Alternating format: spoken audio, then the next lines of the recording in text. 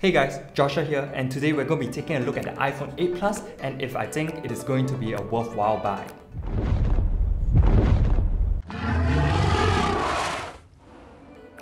Now, in the box you get your usual Apple paperwork, a power plug, a lightning to USB cable, a lightning to headphone jack adapter, a pair of earphones, and of course, the iPhone itself. My first impression on the phone is that it looks really good. I actually prefer this over the jet black version. I like the glass back a lot. It looks pretty much exactly the same as the iPhone 7. The screen, display size, aspect ratio are all the same. The main difference between the iPhone 8 Plus and the 7 Plus is not on the outside but on the inside. Apple has put in a new chip which they call the A11 Bionic chip, which makes the phone run faster, and also AR is now much more fluid and is a joy to use, which we'll be taking a look at later at some of the games and other apps that make full use of the A11 and its AR capabilities. It also has better speakers that have a 25% boost in volume. Oh, where do I turn now that I'm sinking into the deep? Somebody save me from myself. I can't break free from the cards I've been dealt. Support for Dolby Vision and HDR10 for HDR is also in this phone, which would be added to Netflix, iTunes, and Amazon videos later on, which would make viewing videos an amazing experience.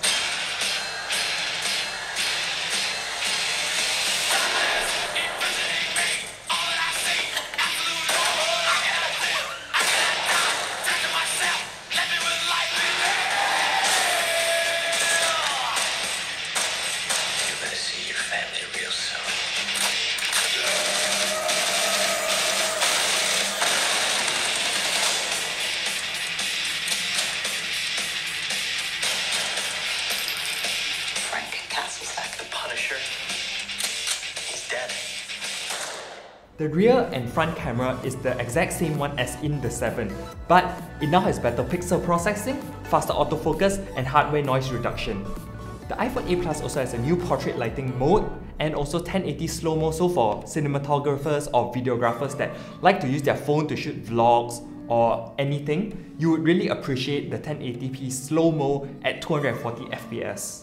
So just recording a leaf fall or having water droplets splash around is so amazing on this phone.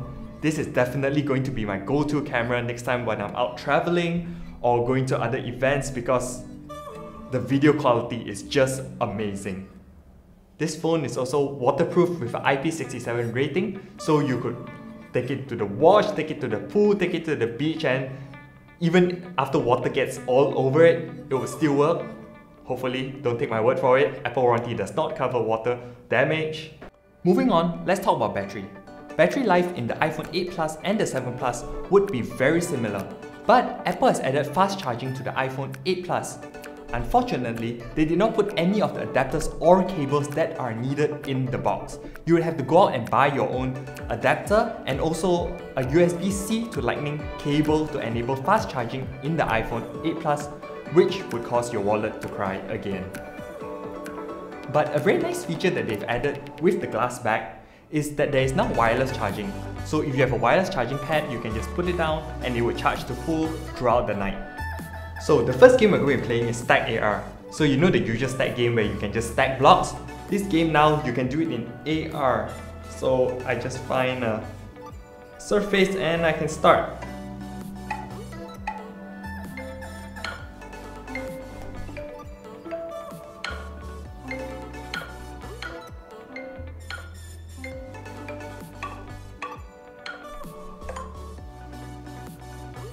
Yeah, quite fun.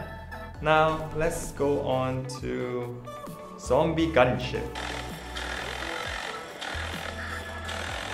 So all I had to do was find a table or something, put my base on it, and you can see the zombies spawning from like the edge of the table, which is very cool. Ah, zombie!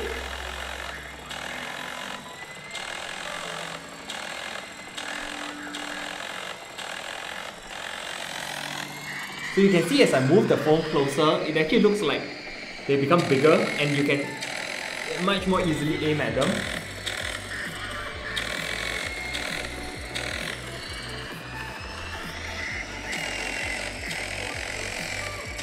The cool thing about this is it doesn't just use the camera, but it still makes you feel like you're in a game because of the different colors that's in the game. Sorry, trying to concentrate, can't talk.